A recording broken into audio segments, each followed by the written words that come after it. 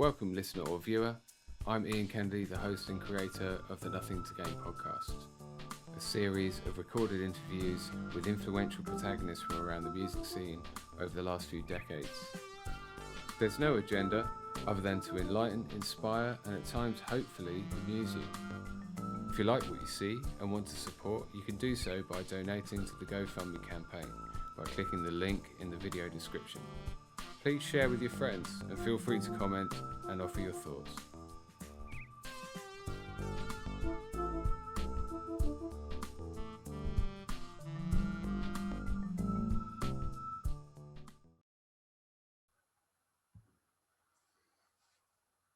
So for the next installment of the Nothing to Gain podcast, I'm going to be talking to a friend of mine, Jamie Gittins, who is a great DJ and a promoter who has traveled the world, and I've never heard a bad word said about him. He's an amazing guy, and I can't wait to have a chat to him about his history, certainly in Ibiza, but also in Mexico and Thailand. He is very well respected as a DJ in his own right, but also a bit of a pioneer when it comes to party promotion. And I'm sure he's got some interesting stuff to talk about. And here he is now. I hope you enjoy it. Tres, dos, uno. And we're rolling with Jamie Gittins. Hi, Jamie. How are you? Oh, good, man. Yourself? We've already done that beforehand, but don't you worry. So a small introduction. Jamie and I met in Ibiza when you were still living here. When did you leave Ibiza? As a sort of, you used to come in the seasons, or did you ever spend all year here? I've only ever actually spent one winter in Ibiza, and that was 2011. How was that? Sorry? How was that? It was good. I hadn't got any really good friends. There wasn't anybody that I was really good friends with at the beginning of that winter. Like, there were people that I'd known for a few years, but nobody that I'd really hung out with and really got to know on a more personal level. Right. And by the end of the winter, I'd made some really good mates, people that I hadn't met before, and other people that I had known already, but just got to know really well. And quite a few of them are actually people that I speak to regularly now. So that's one of the things I would say. I mean, I've spent now 13 years. Oh, wow. And after many of those years, I started to realize that you have friends and people that you see in the summer, but you never really get the time to spend with them to get to know them better. Yeah. And it's only when the season finishes and then you have so much time in the winter that those friendships start to sort of form, really, kind of. That makes sense. More fundamental way, yeah. No, it was cool. To be honest, it was a bit quiet for me, the winter. But at that time, because I'd already done quite a few summers by that point, because I used to just go for the summer. And I think we met in 2009. I was working this out the other day, because it was just after Michael Jackson died. Right. Okay. Yeah. I'm pretty sure I've got this right, because you and Johnny were doing something at Calaconta. Yeah. And you asked Mark Wilkinson to come and play. Believe it or not, this is on my bullet point list of things to talk about. Oh, no way. Oh, brilliant. Okay. And I found the photo of you and Mark. Oh, have you? Oh, yeah. Brilliant. Yeah. Oh, no way. So, I remember it being good. I think what happened was Mark Wilkinson got asked to play the gig, but realised he hadn't actually really got the music to play it. So he asked me to come and play back to back. And basically he just stood at the side and chatted to you guys, and I played the music. And I think I played a Michael Jackson track, which I actually used to do quite regularly anyway. But because it was just after it died, like within a week or something, it sort of got a bit of a different reaction. And so that's sort of what made me remember it. Does that sound about right to you? It does sound right. Yeah, I think the photo is from 2009. I think it probably is. Yeah, that's when we started doing Balearic Mystique. Ah, right. Okay, I couldn't remember what it was called, but yeah. Yeah, it was Balearic Mystique, and we started doing a kind of collaboration with Casita Verde, who wanted to start a beach cleaning project. And Caliconta was the first beach that the owner of the bar, Manel, said, yeah, okay, you can come and clean the beach and give people kind of ashtrays, beach ashtrays, and perfect. tell people where the recycling bins are, and kind of do a bit of an eco promotion. And we just brought the music, really, and we just invited DJs. But yeah, that was the first season, and that season, brilliant. You were in very, very good company. We had like Clara da Costa, you know, really well. Yeah. John Satrincha played, I think. DJ Sergio, who unfortunately passed away a couple of years ago. Danny Rampling. Oh, no way. Oh, wow. Yeah. And I wasn't even booked for it. You weren't even booked. Yeah, but you were great. I mean, you know, and that was an emotional time, wasn't it? After Michael Jackson died. I mean, that brought up a lot of emotions for people, because, you know, for me, I was born probably a similar time. I was born in 81. I grew up with Michael Jackson as the most famous person in the world, basically, and a kind of divisive character. Yeah, definitely. I don't think any of the controversy about him was at all in the you know, public consciousness at that point. I actually remember when. I mean, I think it sort of had been. It kind of came and went, didn't it? By that point. Well, yeah, I don't know when I was born whether it had come and gone. He was quite young. It was when Quincy Jones started. Oh, sorry, I see what you mean. Sorry, I thought you meant by 2009. Oh no, but certainly by then it was yeah, that sort of divided people, really, and you could never deny the quality of the man's music and his contribution. Sure. And actually the message as well, you know, in a lot of his music, there was a really conscious message that you couldn't deny. He coined things in a certain way. And he had some help, like I say, Quincy Jones. There's a documentary about Quincy Jones. I've seen it. It's amazing, isn't it? Phenomenal. What a guy. Yeah, I mean, you know, Oprah like started on the Color Purple, the first sort of acting job. Yeah. Will Smith, because he produced Fresh. Yeah, of course, yeah. Yeah. So yeah, that was an emotional time. I would say as well, those parties that we did, that was exactly the sort of the atmosphere we were trying to create with a Balearic music sound. So do you consider yourself to have been a Balearic DJ, given that you've played so many times in Ibiza? Yeah, I guess so. Yeah, I never really thought about it, but yeah, I guess so. I'm pretty eclectic when it comes to music, so that's sort of kind of what the Balearic sound is defined as, isn't it? So more or less, yeah. Yeah. And where did it start for you then? Yeah. I mean, let's go. That's another thing on my list of questions, is because I've never asked you. I don't actually know. Where did DJing and playing music become something that you wanted to do and you wanted to throw your energy into? I think it sort of started, I don't know, like mid-teens, sort of 15, 16. My cousins were DJs sort of like locally. And I just thought it sounded quite cool. I hadn't ever seen them DJ or anything. And then I was at a party once, and a mate was DJing, literally just with two Discmen. So he wasn't mixing or anything. It was just like a friend's birthday or something. Portable CD. Yeah. But for people that aren't our generation, who might be watching this, a Discman, believe it or not, was a CD player that you could carry around with you. They were great, weren't they? Although they did used to skip quite a lot, so they really weren't as good as mini disc players. But anyway, so he was playing with his two Discmen, and he wanted to go for a pee, and he said, "Could I take over?" And it's like, "Oh, this is all right." So I was selecting the music. I was like, blinking out, I'm quite liking this. You know, just getting people to being in control of people dancing or whatever, and sort of that, and with the thing of my cousins, I was like, okay, well, this is something I could get into. Where was that? I sort of, so just where I grew up in Buckinghamshire. Okay.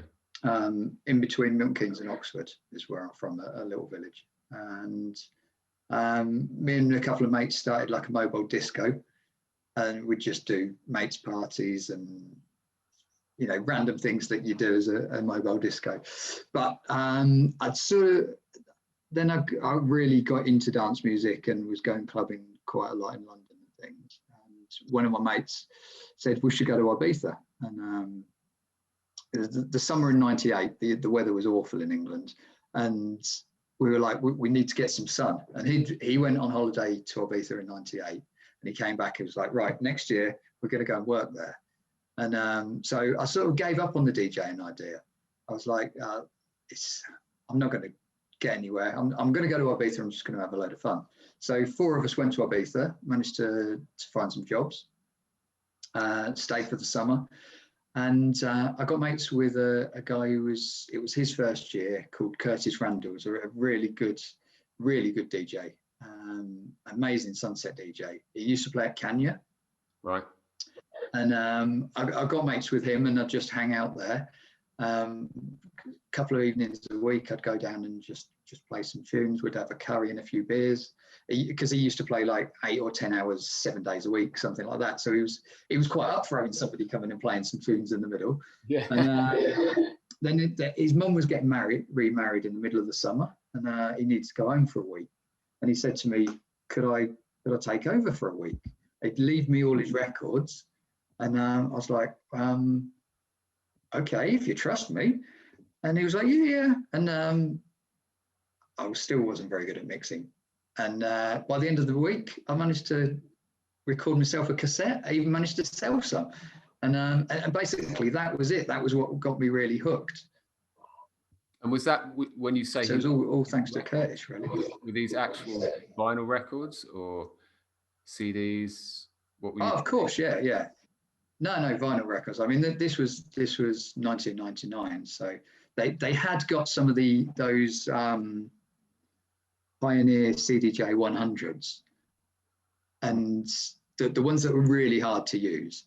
And I'd got a few CDs with me, so I just about managed to get the hang of them. But yeah, no, mainly it was vinyl. And have you collected? Which it was really. It was really vinyl until like 2004, 2005, really. Sorry, I didn't mean to interrupt you there. No, I think there's a bit of a delay. Maybe there's a bit. I think so, yeah. Yeah. There is a setting, if you want, you can turn off echo cancellation, but I don't know if that's going to make a difference. I don't know. I can look into it if you want. Don't worry about it. I shouldn't talk too much anyway.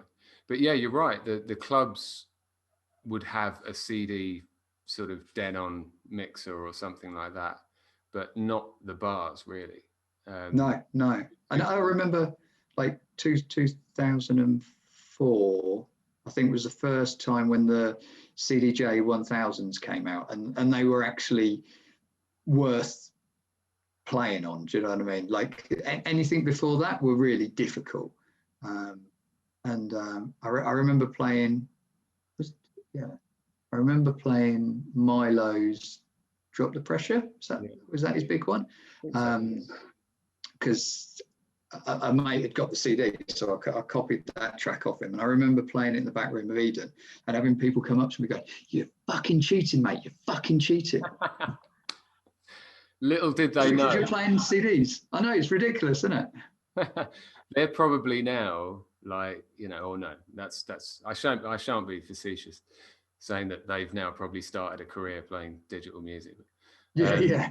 So let me go back a little bit, right? Because this is one of the things about this podcast, and it will become apparent when people start listening to them. This is about people who've had a real influence on the music scene, who I happen to know. And Ibiza is obviously a very influential part of the music scene, has been for decades. But you mentioned coming to London and starting to go clubbing in London.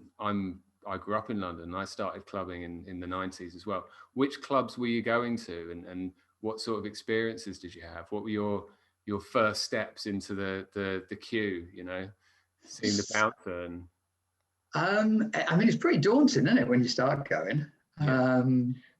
We used to go to Turnmill sometimes on a Friday night for the gallery. Right. And Sunny Side Up on a Sunday. Me too. Yeah.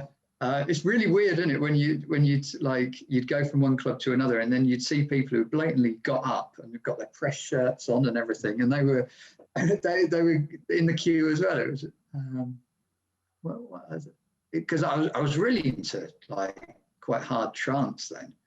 But that first year that I went to Ibiza, I ended up working for God's Kitchen and just like handing the flyers out and things. But that was like our perfect night because it was the music that we were really into at the time. Yeah, and at that time in London, hard house and trance. I remember when Tony DeVitt died, and it was like a, kind of a legend sort of passing away. And the Gallery was a great example. It was a really mainstream style of house music that was probably had more of a following than the deeper house or the tech house, Nathan Coles and Wiggle and stuff like that. It was quite an underground sound. Techno was kind of something a bit too dark for most people. Trance was uplifting and it brought people together. It was amazing scene at that time, wasn't it? Yeah. I think I remember going to Leisure Lounge and going to Camden Palace and Sunny Side Up, and just being so overwhelmed by the music, which I think is something that's I feel has been lost. When I know I'm 40 years old now, but if I go to clubs now, I struggle to see how I would be overwhelmed by it. But then obviously generations change. Yeah, it's a different sort of music, though, isn't it? Like, I mean, with that big sort of trance stuff, Ferry Corsten basically made all of it, didn't he? Or at least half of it. All that sort of stuff was I don't know. There was just something about it, wasn't there? You stand on a podium and you got your arms in the air, and it was easy to be sort of overwhelmed with it. But I guess, as you say, music changes, doesn't it? And it's a different type of thing. But I don't know. You still have fun, but in a different way. Do you think it has changed as culture has changed, or do you think culture has changed because music's changed? Probably a bit of both, to be honest. Symbiotic. I think so. They're symbiotic, really. They kind of. Yeah. What about those days, if anything, do you really miss? I said, if anything. No. I mean, it was like you say, there was something about the music, about standing on a podium, probably with your top off, sweating profusely, and like that main room of Amnesia. I think, I can't remember how many times I went that summer, but I went at least once a week, if not twice a week, because sometimes we'd go to Cream as well. And there was just something about being in that main room with that sort of music. It's just so uplifting, isn't it? It's just so euphoric, I guess. And for that time and place, it was perfect. I'm not sure I'd be wanting to do that now. So I don't know if I can say that I miss those days, as in I'd want them now, but I do miss those days because they were really good fun. Yeah. Yeah, I mean, euphoric is the word that then got, it kind of became a bit of a brand sort of identity for certain music. But maybe there was a more innocent age then as well.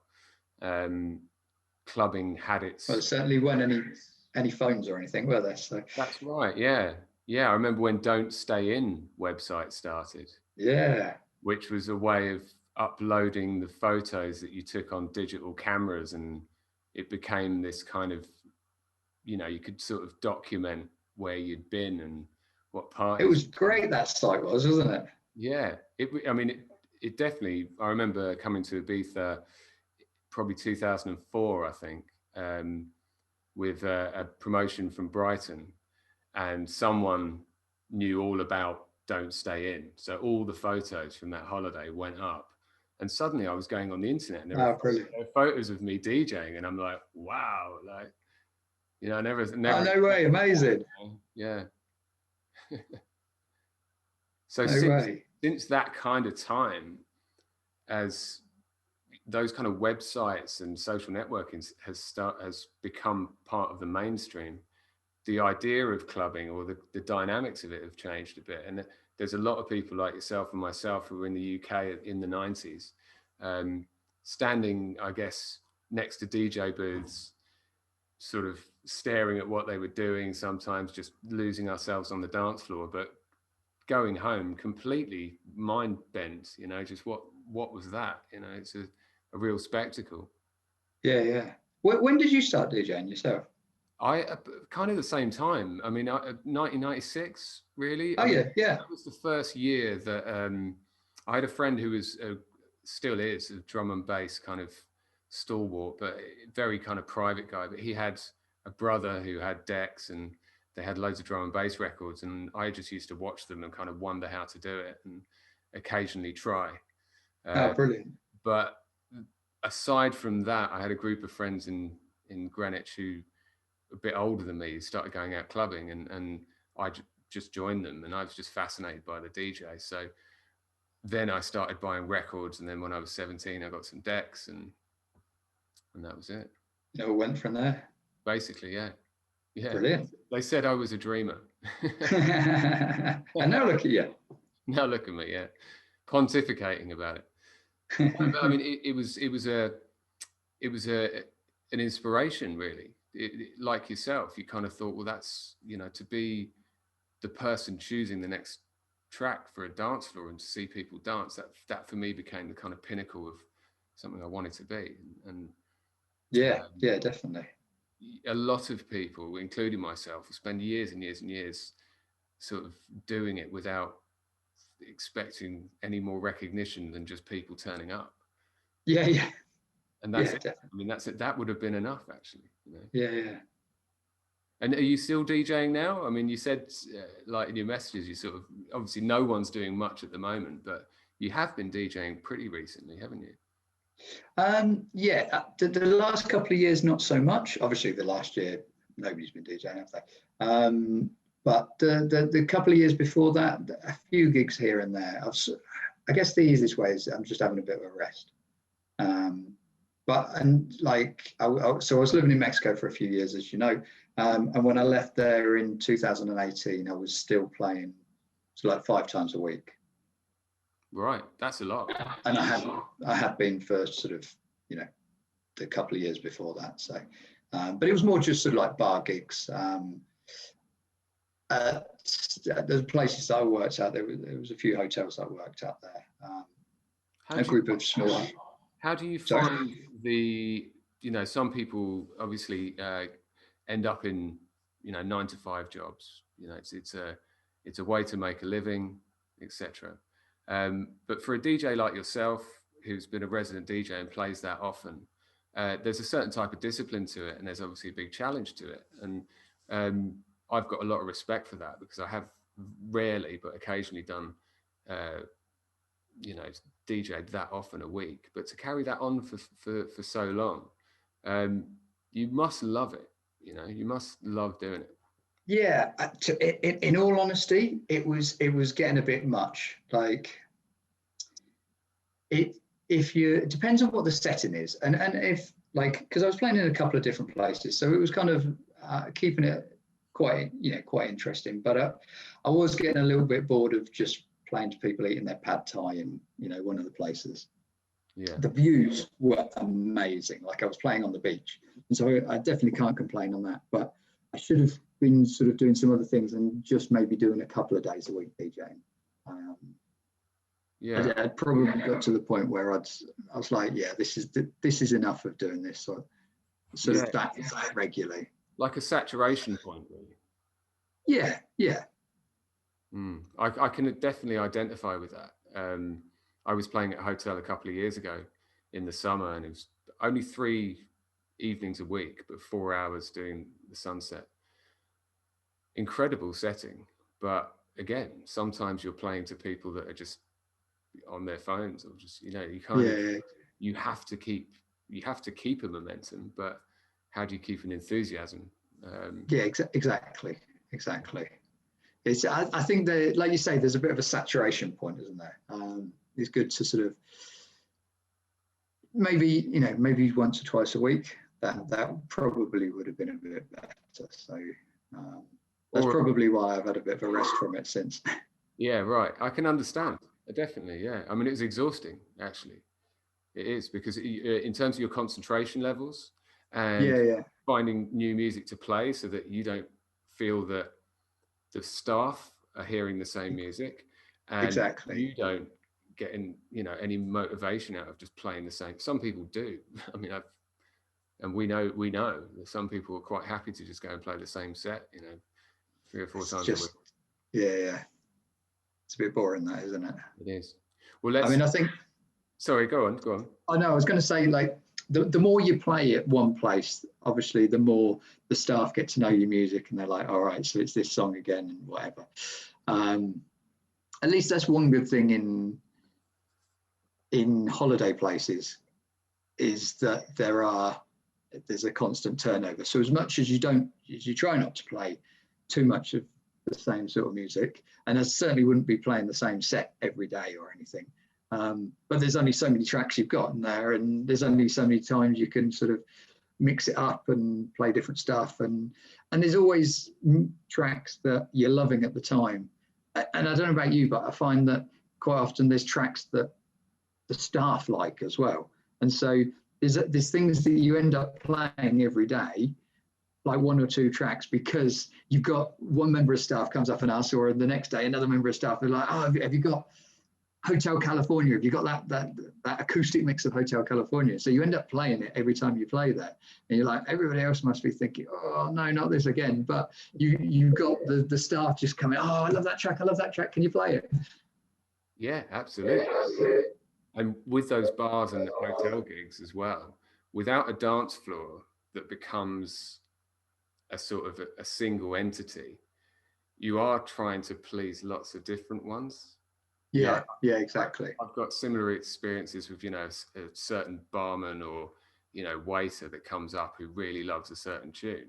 And every time he's on the shift and I'm playing, he wants me to play it. And it's like, I'm not just going to play it just for you. Like, but you feel a bit obliged, and it can be,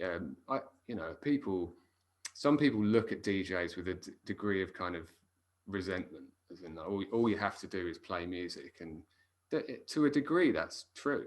But the part that a lot of people don't see is the mental and the psychological journey that you go through, and the considerations you have, and also even the technical side of just sound and volume, and a lot of musician coming in, or a singer, or people plugging things in wrong, or that kind of stuff. You're always the person who's looked at if something goes wrong, even if there's a power cut. People look at the DJ. You're always the first person people look at, and why is there no power? It's like, oh well, I'll just plug myself in again. So and being sorry, and like, I guess playing suitable music, like it sort of seems quite simple and obvious, but there are I'm sure you have as well. There are definitely times you've gone to places and you're like, ooh, this is not suitable for this, like, time and place and whatever. Absolutely.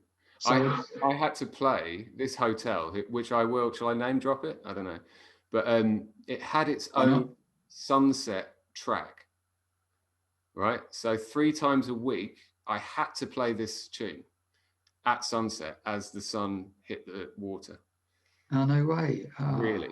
Yeah. So it didn't matter what I did in the lead up, because when I started there was about a 2.5 hour lead up to the sunset. But by sort of, there were certain points of the season when there was only an hour and a half. But whatever happened, I had to play that tune at sunset. No way. It was awful. Amare Hotels, awful. And what was the track? I don't really want to kind of bastardize my podcast by playing it, but it was I think it was just called Amare Sunset. but it was just like a Oh, really okay. So, hacky bossa nova sort of, hey, oh no, sunset. Wait. So it wouldn't have fitted into any decent DJ set, really. no, I'm not saying that's embarrassing, isn't it?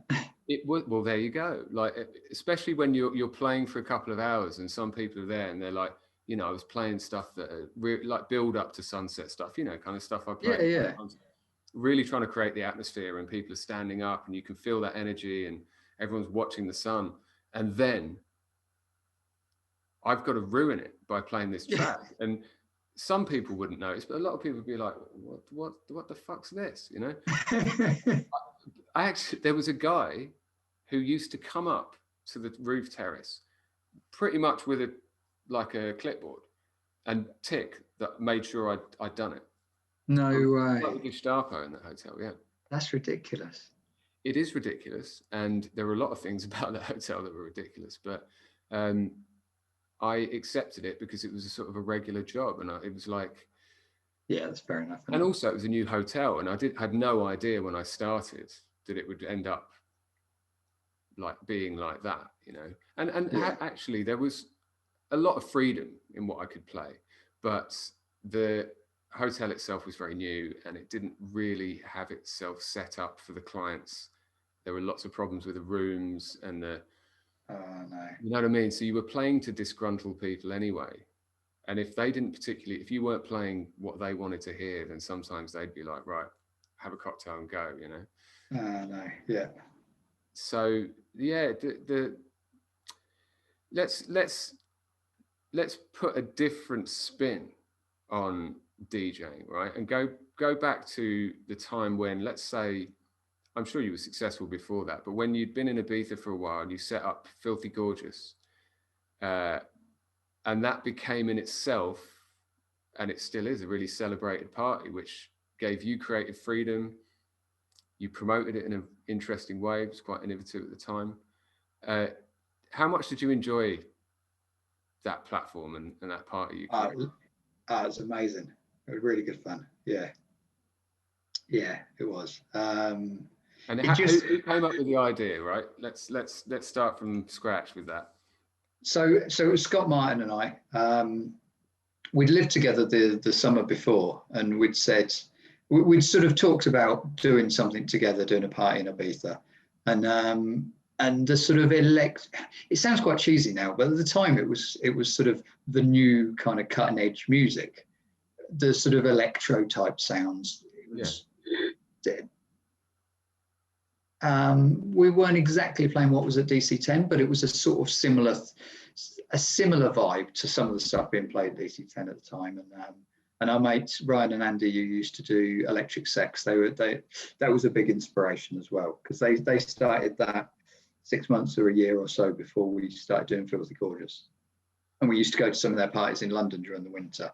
And yeah, we got to Ibiza the next year, and we were both playing sort of quite electro stuff, and we're like, but there's nowhere to play it. Like, where can we play this stuff?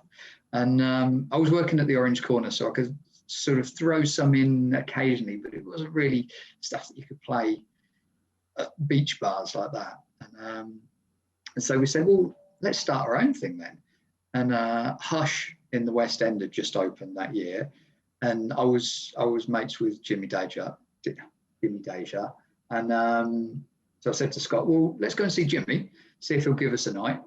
And he was like, well, we've got Saturday nights free, but I don't know if this electro stuff will really work very well. So you'll have to play funky house until like 3 o'clock, 4 o'clock, when all the workers come in. And then if you get, enough people in, then fill your boots, play whatever you like.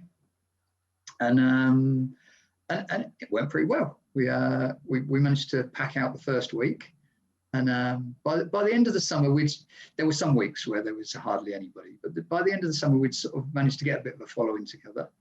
And because we'd both been in Ibiza for a few years, we knew quite a few people, and so different friends who wrote for magazines or did articles online and things, they would come down because it was a workers' party, and they started writing some bits about us, and we sort of started putting stuff out, sending emails to everybody we knew, just basically saying what was going on, just promoting the party. But by the end of the summer, it kind of got a bit of momentum going.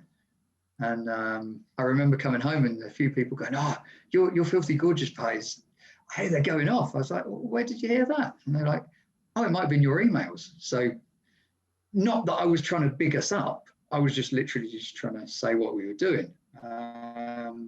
But it sort of worked pretty well. So we're back.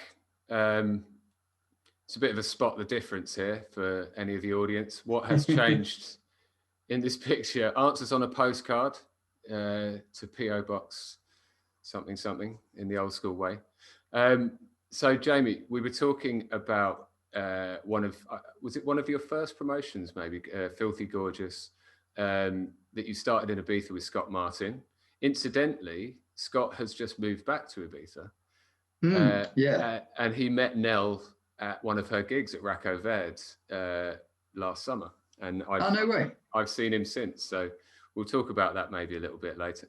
But you were talking about the ethos behind it, and starting at Hush, which is it's a pretty legendary and now defunct club in the West End of San Antonio, and also how some of the journalists and the forum, I guess you'd call them bloggers now, I suppose, were supportive, because that was their job, to go and report on new gigs and new promotions and DJs. And there was a bit of it still exists today, but certainly back then there was a bit more of a united front, from the clubbing scene. And Ibiza Spotlight, I've just read an article this evening where Ibiza Spotlight sort of featured Filthy Gorgeous. And how much did you recognize that just doing what you were doing was creating a brand and a platform to become more well known and to get more gigs? And how much did that help,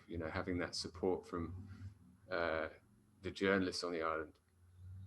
I'm sure it helped a lot. I mean, I'm sure it helped us no end, really, because it gets it out to a wider audience, but also it gives you more credibility, doesn't it? Once once you're in DJ Mag and M8 magazine and all this, once you've got articles in there, people take a bit more notice of you, don't they? Yeah. Do you think that's something that's kind of missing nowadays? Again, I talk about saturation point.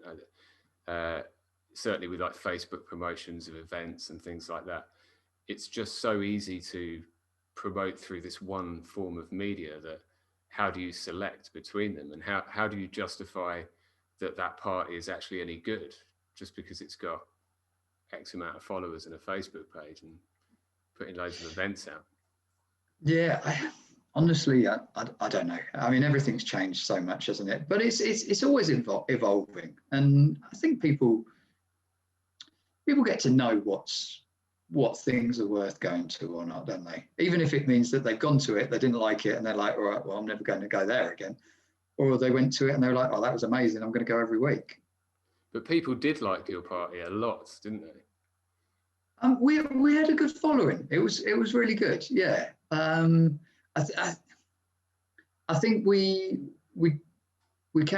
started at the right time, as I said, with the music, because as much as, like I said, we couldn't find anywhere to play that music ourselves, lots of our friends who were workers were also into that music, but there weren't that many places playing it, because it was still sort of, lots of people were still playing funky house, and it was kind of the tail end of that. And lots of workers who were kind of probably a little bit more discerning on the music, a little bit more upfront than a lot of the people that come on holiday. Obviously not everybody that comes on holiday, but a lot of people that come on holiday are just the masses who just go and listen to whatever music is big at the time. But a lot of workers are really into their music and are real like avid clubbers. And so they were also getting into the sort of new electro house type stuff. And so we were providing that. So was good for us. It was good for them as well. And it went from hush, it went to bigger places as well. Yeah, it did. We at the end of the summer, we got asked to do the back room of Pasha in London, the back room of, I can't remember the first one we did with Dusty, maybe it was Egg, something like that. We got to do, somebody asked us to come and do a party up in Leeds. And during the winter, we did various parties around England. And then I was on my computer one evening and I got this message up on Skype. And it said, "Hi, I'm Manuel from Privilege. I'd like to speak to you about bringing Filthy Gorgeous to Privilege." And I nearly fell off my chair. I was like, what? And funnily enough, Scott had literally just left my house. He was probably hadn't even made it to the tube station. And I called him up and I was like, "Scott, we've got this dude from Privilege. He wants us to do a party," like in the back room. But I mean, wow. It was the Coco Loco room, which, you know, the back room still probably holds 800 people. 500, 800, something like that. And yeah, they'd got a slot at Mega Night, which was a reasonably busy night at the time. They didn't used to have the whole club like Manumission. They sort of had the cut down version, but it was definitely a credible night. And yeah, they asked us if we'd do the back room. And to be honest, I was ready to say no. I was like, that's just too much. What are we going to do in a room of 800 people? And Scott was like, "No, you're being stupid here. This is an opportunity. Even if we don't get anybody in, at least we're playing a Privilege, if nothing else. And you never know what comes from it." And he proved me wrong. It was definitely a good decision. Yeah, good on Scott. Yeah, definitely. Because we did then. So 2006, we every Wednesday we took over the Coco Loco. And that room, if people don't know the Coco Loco room, I've had some of the best nights of my life there. And also, that's an awesome room, isn't it? Yeah, it's one of the best party rooms, I think, in the world, really. It's Privilege, again, to people that don't know, although I'd assume a lot of people do, one of the biggest clubs in the world.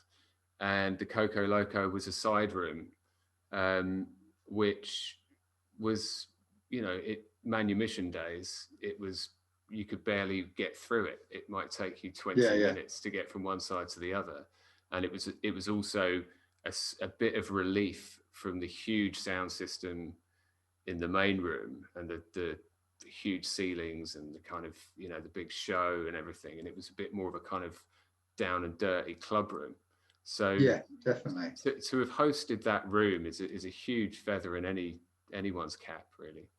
It was pretty cool, man. It was pretty cool with those massive windows, and the sun comes up, and you see Ibiza town in the distance, and the room's full of trees and all sorts of shrubbery and stuff like that. It was super cool. And we one of our things was we used to print out stickers and sticker everybody. So there's probably even Filthy Gorgeous stickers still in that room under some podium or something. We used to have hundreds of stickers every week. I certainly hope so. I do see them occasionally, still around. Oh, really? No way. Yeah. Brilliant. Something about stick, and certainly in Ibiza, graffiti seems to be quite encouraged, even if it's pretty poor. But a lot of it's quite good. But people, you know, the government still don't take stickers off the stop signs on roads and stuff. They kind of just leave them there. Yeah. So from those humble beginnings, should we say, hosting a gig in Privilege, you've now travelled the world and taken not only Filthy Gorgeous, but you've played in Mexico, like you mentioned. You've been in Thailand.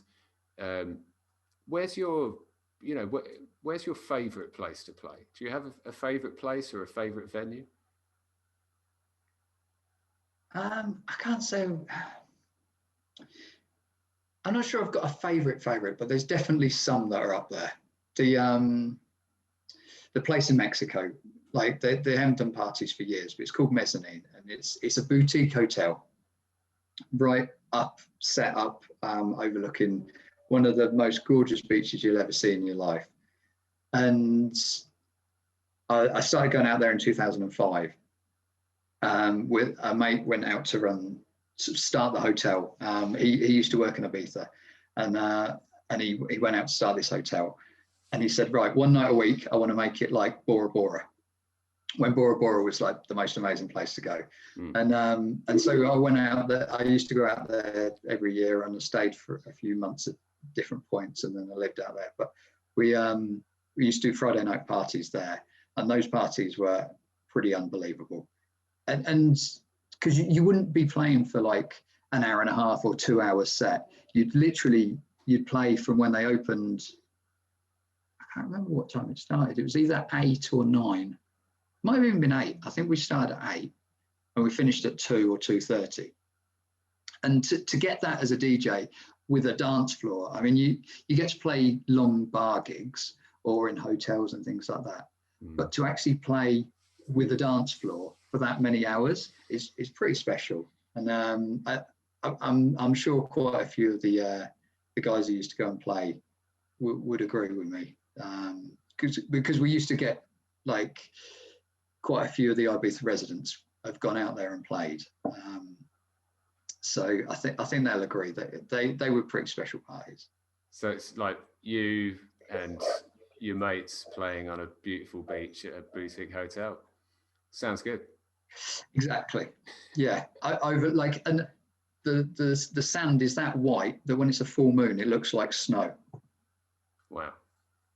Yeah. So yeah, that's definitely up there. And the Coco Loco room, a privilege, was pretty special. I was lucky enough, I got to play on the Terrace at Amnesia a couple of times, and it was pretty daunting, but that was pretty special as well. So there's one particular party that came to my attention.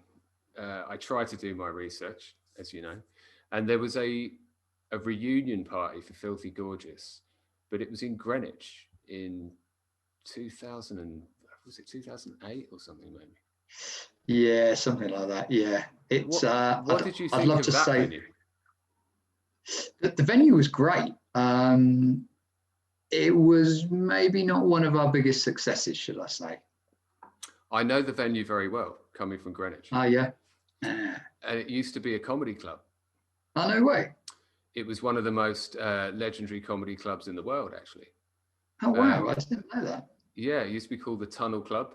And it was compared by a guy called Malcolm Hardy, who was, there's a film about him. He was a particularly mad gentleman. And he was best friends of a friend of mine. And he died. He had a boat on the Thames, and he died drunk one night trying to get back to his boat. Yeah, and my mate sort of fished him out. Yeah. Oh shit. Yeah. So, but a legend in his own right. Vic and Bob started their careers there. No way. Oh wow. Mike Myers of Austin Powers fame. Yeah. Before he was famous, used to do his stuff there. Oh wow, I didn't know that at all. It's the only time I've ever been there was that night, but it seemed a pretty cool venue. Yeah. I was interested to know when I saw the billing. I was like, Board Street. Wow. Okay. I know it's changed hands a lot of times since then. So that's its kind of heritage, its history. But if you're into your comedy. To say you've DJ'd at the old Tunnel Club, that's another. Yeah. Oh, that's cool. That's something I didn't know at all. So let's move away now from sort of DJing and promoting, and we could probably just yak on about that all night. What about your production stuff? So talk to us about Spaghetti Legs, and you don't just DJ, you edit tracks and you make tracks and you produce music as well. Yeah, I have done. Admittedly, I haven't done so much recently.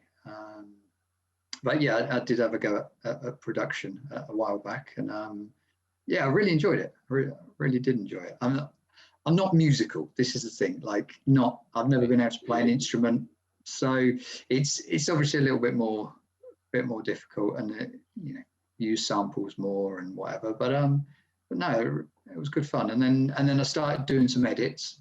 And sort of, it was one of those things. you kind of feel a bit bad putting your name to it, because all you've done is like shuffled somebody else. Somebody else has made an amazing track, and all you've done is shuffled a few bits about and stuck a kick drum underneath it. So I thought, sort of trying to get some glory off of that doesn't sort of seem right. So my granddad used that. I've got skinny legs, like yourself. I'm not exactly the biggest of chaps, and I got super skinny legs, and my granddad used to call me spaghetti legs. Is that where it comes from? Okay. So that's where it comes from, yeah. Great. Well, I mean, you talk about the edit, maybe being maybe an embarrassing thing to be doing, but your choice of tracks to edit were brilliant. For example, you did Stevie Wonder, I Wish, and Candy Staten, Nights on Broadway, to Disco Queen as well by Hot Chocolate. Sorry, yeah. That's right. I couldn't think of the name either. But if you think about it, going back to the 70s and Danny Krivit and who's the other guy? Tom Moulton. It was their mastery in the studio, working with analog and working with the original masters, turning a 3-minute track for radio into a 7-minute track for a 12-inch. That was the original edit. Yeah, no, definitely. I mean, it wasn't that I was embarrassed to do it. It was more that, like, by putting your own name, for me anyway, by putting my own name on it, it sort of, it felt like I was trying to sort of like big myself up. But whereas doing an edit I really enjoyed doing them, and it was good for playing out myself. To have a longer version that you could mix and whatever. But I didn't want to just be like, oh yeah, I'm the big man. I've just like shuffled a track around that somebody spent, however long making themselves. And so I just thought I'd come up with an alias for it. And because it was a slightly different style to what I was playing, to what I had been sort of known for, I guess. That leads me to my next question, actually. Because as you say, we've been talking about Filthy Gorgeous and like electro house. When that started to sort of break, it was slightly, it hadn't broken through the mainstream. And however, you did play at Balearic Mystique, and the tracks that you've done with Spaghetti Legs pseudonym harp to a more soulful disco taste in music. What would you consider to be, or who would you consider to be, your musical influences, and what style of music do you think? Have you got one that kind of, when you're listening to music on your own, what are your playlists? What are your? I mean, my playlists are pretty damn varied these days. Anything from reggae, Latin, funk, soul, just anything that's kind of, that's got some soul and some funk to it. And it doesn't really matter what sort of genre it is. And to be honest, I've been into that sort of music for years, but it was really Mr. Doris, who I think you said that you're going to be speaking to soon. Yeah. He came out and played when I was living in Mexico. I was there for a while, actually running those Friday night parties in 2012, 2013.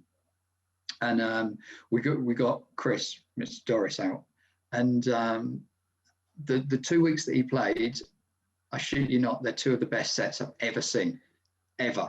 Like if anybody now asks me if I can recommend any mixes, I always send them the recording that I did. It's like 5.5 hours long or something. Especially the first week that he played, and he just showed me that you could play all this sort of stuff and just mix it together and make it into a whole set. It wasn't basically that you could mix this sort of stuff together, like hip hop and funk and soul and reggae and Latin, and he sort of inspired me to change the direction of the stuff that I was playing. Because as I said, I'd been into that sort of stuff, and I listened to lots of funk and lots of soul, but it was him that made me realize that I could actually DJ that sort of stuff. And so the last sort of 5 or so years when I was DJing a lot, it was more that sort of style that I was playing. Well, thank you, Mr. Doris, because we all three of us share a similar diversity of taste in music, and I completely agree with you. Doris is a master, Absolutely. and I look forward to talking to him about this. I'm so pleased he was going to do the podcast, because what the first few times I saw him DJing here in Ibiza, for me it was like, wow, at last there is a DJ up there who is not trying to adapt their style to club music. They are playing with but real skill, you know, real mastery of the buttons and looping, and no, there was no, it didn't look like there was any experimentation going on. It just looked like he's massively in control of every mix. And I aspire to be as good as him, to be honest. I mean, I like to think on my day I could sort of, you know, we could go back to back and I wouldn't be embarrassed. But I definitely desire to see more DJs up there with dance floors that are going to play diverse music, and not just go right 4/4, 120, 125. That's fine. Exactly, which definitely has its place. I mean, you know, we most of this conversation we've been talking about that, haven't we? I always thought that was a bit of a shame, and I'm not knocking anybody at We Love, but you used to have, you know, 5, 6, 7 rooms sometimes at the opening and closing, and you'd only ever have the premier etage, which quite often they'd end up playing house up there anyway, and whatever Doris was doing wherever they put him at the time, like after midnight on the terrace, everything else was basically house and techno. Like, why when you've got all these rooms, do you not have like a hip hop room and I know most people are there for house, but it needs some more of a diversity, doesn't it? Yeah, I think it's probably down to the personalities, because I know that Andy Livesey doesn't like soul music. I know, right? Really. And you know, Sarah's an old punk fan, and Mark's got a really diverse taste. But I don't know. I think there was obviously with we've got to, you know, show some respect to We Love. It's definitely my favourite party there's ever been. Oh no, full respect. And did have a lot more diversity than anyone else. But I agree with you. And also they used to turn Doris's volume down, didn't they, on the Sunset Terrace? I mean, that you can understand, because, you know, it was outside, but it was always such a shame that he couldn't ever, that he didn't have a room where he could actually play a decent volume. Like I was lucky enough to play for him a couple of times on the Sunset Terrace there, and it's really weird playing at such a low volume. Yeah, it's almost like playing in your headphones.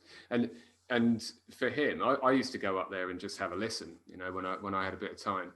And it was nice to be in a room that wasn't bursting your eardrums, but there's a middle ground. I would have loved to see him play on the actual terrace, you know, at top of the night, and then absolutely, and see how, you know, the techno DJ that follows him is like, follow that, you know. We will see. So moving the conversation on a little bit more, what do you see? I mean, you're not living in Ibiza anymore, or you're not coming back here as regularly, and Hush, for example, is now gone. Do you sort of pay attention to what's going on here in Ibiza, and do you have any opinions about the West End and the future of clubs here, given that in the last year, none of the super clubs were able to open, basically no venues have been open, so lots of businesses, lots of DJs, musicians, promoters, loads of people who were involved in this scene for so long have either, you know, just waiting in the wings to come back, or probably a lot of them moving into other things. Have you got any thoughts about it? Do you care? I mean, of course I care. Yeah. I mean, I still pay attention, not as much as I used to. Like one of the WhatsApp groups I'm in is there's a group of us that half of us used to live in Ibiza, and the other half still do. DJs and promoters out there. So when the stuff's happening, you get it through on the WhatsApp group, and you sort of see updates and different people saying, oh yeah, you know, have you heard anything? Is anybody talking about anything this summer yet? Or So you know, keep a bit of an eye on it, and you see things on Facebook, obviously. I mean, you just got to hope that things start opening up soon. How would you feel, or at least at some point? Sorry, I've just butted in, but how would you feel if clubs like Hush and, you know, the Eden Corner and Play 2 and these kind of places in the West End, if they never opened again, would that be, I mean, sad?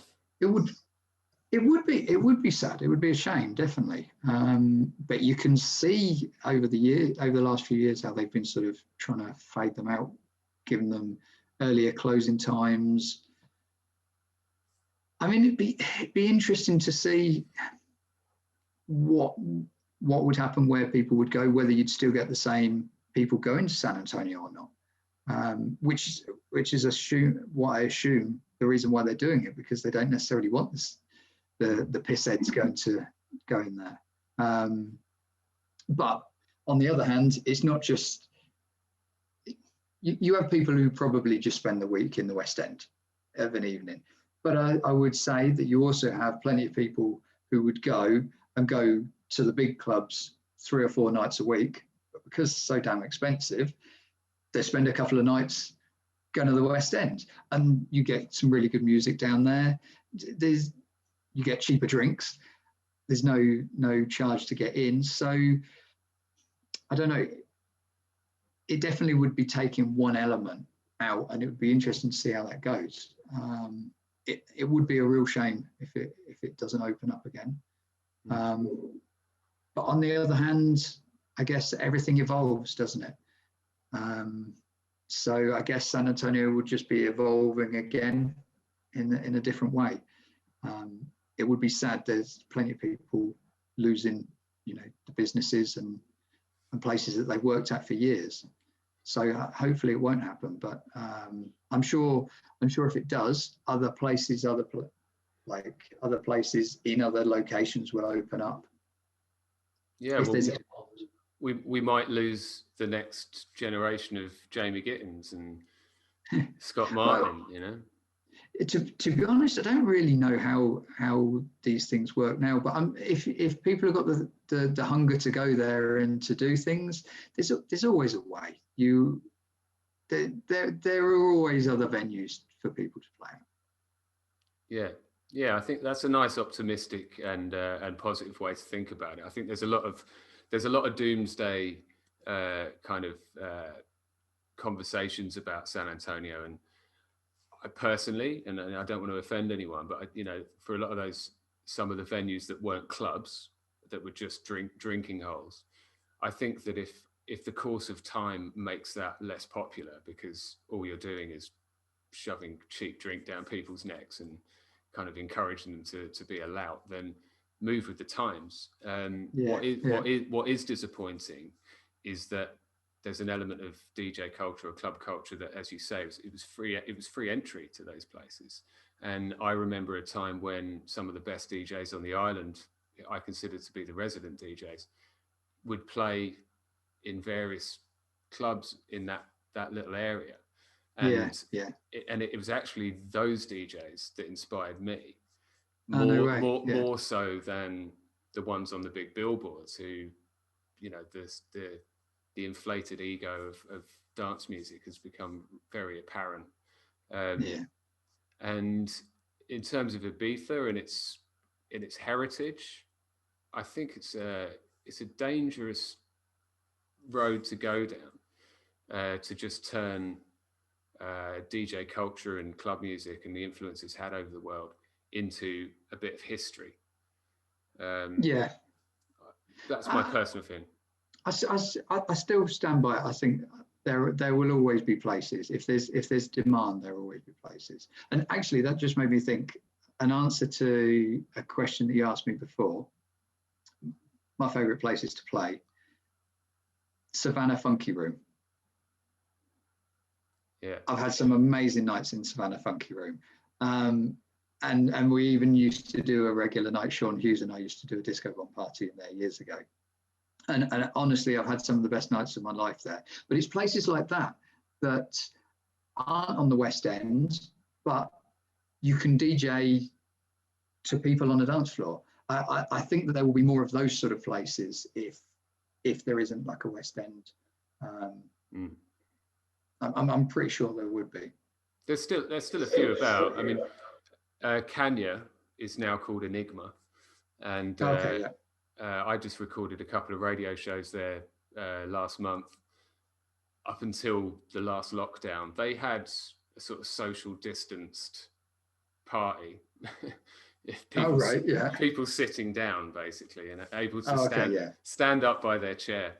But obviously the owners of that place have got that, soundproofing and, that what's the middle ground between a beach bar and a club, is to have something that you can play on till 3 a.m, 4 a.m. So you are right, those places exist. And another place like that which has suffered, which we should mention, I don't know if you managed to make it, is Malanga Cafe, where I've never been, but they play just the sort of music I love. Well, that's where I just never made it. That's where Phonoteca started. No way. Yeah. Oh, brilliant. At Malanga, yeah. Nice. Yeah, and that's somewhere that tried to do open at 12, close at 6 in the morning in the middle of Ibiza town. Yeah. And that's, I don't know, in terms of the clientele, unfortunately, you'd end up with the Ibiza port kicking out at 4. Right, and then the people that still wanted a late drink would come in there, sometimes a little bit, you might get some aggro, but the music policy there was always just strictly not shit, basically. Yeah. And it certainly gave me the opportunity to start Phonoteca, and Doris does his after dark parties there as well. So if anyone's watching this and you come to Ibiza, find Malanga Cafe, and make sure you don't have to pay; it's free. I don't even know where it is. The thing is that I'd only really heard of it the last couple of summers that I did, and I wasn't really going out that much. But the last few summers, I wasn't going out that much at night, and so I just never made it. I don't actually know exactly where it is. Well, I could tell you. Do you know where the boats Formentera is? The like the big one, or the one where there's Burger King and McDonald's basically next to each other. Well, there's the roads behind it where it's all pedestrianised, sort of crisscross, where the sex shops are and stuff like that. Yeah, it's in there. Oh, okay. Fair enough. Near where the Dusty Car Park used to be. Not that far over, but right. Okay. You could walk out the Dusty Car Park into it pretty easily. Yeah. Right. Yeah. So there's one more thing I want to talk about as well, because I know the last time you were back in Ibiza, it was for an event organised by a guy that we know pretty well, quite a charismatic guy, Dexter. Yeah. And Nick Ferguson. Oh, Nick Ferguson as well. Sorry, yes, that's right. Yeah. And you came over to sort of, it was called One More Time Ibiza. What was that like for you? You came to Ibiza to do, which venue did you do in the end? We did the Ibiza Rocks Hotel. Yeah, they as a party, it was pretty poor. Just the idea was that they were going to be able to get everybody in there. We were just playing in the daytime, so we did one day as Filthy Gorgeous and one day as a disco bomb, and it ended up that only the people that were staying at the hotel could come in, plus a couple of guests, and most people were still in bed anyway. So as parties, the ones I was playing at really weren't anything to shout about. But the week itself was great. There were so many old mates who went out for it. It was brilliant, and it happened to fall on my 40th birthday as well. Oh wow! So of all the times they could have had a reunion, my birthday was on the Friday. So the last day of parties that they had of that reunion was my 40th birthday. So I had loads of mates there who went for the reunion, but could also help me celebrate my 40th. So it was great. Wow, yeah. So it's almost like Dexter and Nick had organised for the whole of Ibiza, sort of, you know, exactly. Just one big birthday party for Jamie Gittins. I'm going to be talking to Dexter as well. Okay, yeah. He's agreed to do this as well because he's such an enthusiastic, and although he doesn't live in Ibiza anymore, it's such love for it, and it just really boomed, this whole concept. The festival, I know, sort of came to him because so many people were what do you call it, interacting with this Facebook group, and he suddenly he realized that there were hundreds of people who'd previously been workers in Ibiza that loved the idea of just coming back one more time. Yeah. And you know, kind of traditionally, Dexter is you know, a big thinker. He's got big ideas, and that was a big idea, but he sort of pulled it off, I think. It was, yeah. No, definitely, fair play to them. They put a hell of a lot of effort into that. Yeah, and I know I had an amazing week. I think everybody else that went did as well. I'm interested when I speak to him to see if he would he do it again. Like, well, they were planning to do it again last year. Yeah, they'd already got the promotions going and everything for it. In fact, I think they'd already done the lineups, but obviously, you know, world events took over, didn't they? So yeah, they did. Well, listen, mate. I mean, it's an hour and 40 now. I'm getting a bit hoarse. I don't know about you. Yeah, no, it's yeah, I know exactly what you mean. It's getting quite late. You've been an amazing guest. I can't wait for people to see this. It's been really nice talking to you as well. And I like to think that some of my questions weren't expected, and you've sort of talked about a few things and a few memories that are relevant. Yeah, no, I've really enjoyed it, man. I really have. It's nice just having just a chat like this. When you first asked me, I was like, yeah, that sounds cool, but like I didn't think it was. It's just like you sat in your living room, I'm sat in my nan's kitchen, just chatting about old times. I've really enjoyed it, and yeah, you've asked some good questions, and made me think and made me remember some really really fond memories, should I say. Well, I mean, honestly, if people haven't met you before, they don't know about you, you know, you've got a massive amount to be proud of, and you've definitely touched the lives of so many people through doing your parties and DJing. Obviously, so many hours. I don't know how many man hours you've put into playing music for people, but I'm almost certain that there's a very, very tiny percentage of people that didn't enjoy it. Thanks, mate. So let's do this again, and maybe we won't talk about the past. We'll be talking about something else, or the future. Yeah, sounds good to me, man. Yeah. Okay. All right. Well, let's leave it there. You've been listening to Jamie Gittins. This is the Nothing to Gain podcast, and find us on YouTube. You can listen to lots more podcasts by interesting and wonderful people like Jamie. And that's it. Perfect. Thanks, mate. I've really enjoyed this tonight. Cool. All right.